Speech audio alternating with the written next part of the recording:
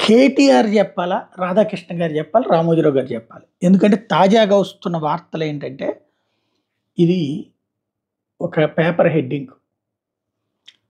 విద్యార్థులకి 5 ఏళ్లుగా ఫీజులు, స్కాలర్‌షిప్‌లు పెండింగ్ అంట. ఇది కేసీఆర్ సర్కార్ అప్పటినుంచి ఇప్పుడు కాంగ్రెస్ సర్కార్ దాకా తెలంగాణలో. వైద్య ఆరోగ్య శాఖ బిల్లులు బకాయి 3000 కోట్లు. దాదాపు మన ఆంధ్రప్రదేశ్‌లో కూడా 1500 కోట్ల దాకా ఉంది.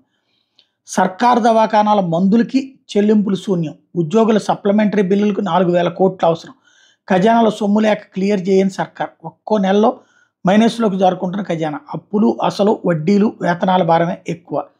ఇది మొదటి నుంచి కేసీఆర్ చెప్తున్నది కూడా అదే. దాన్ని సెటరేట్ చేద్దామంటే ఈలోపు ప్రతిపక్షాలు ఉద్యమిస్తున్నాయి కాబట్టి ఈయన అది కంటిన్యూ చేసుకొచ్చారు. దాని ఫలితం ఇప్పుడు ఫేస్ చేస్తున్నారు. అయితే ఇది కంటిన్యూ అవుతుందా? ఇంతంత పెండింగ్‌లు పెడితే జనం ఓట్లేస్తారా? చూడాల్సినటువంటి అవసరం అయితే స్పష్టంగా కనపడుతుంది.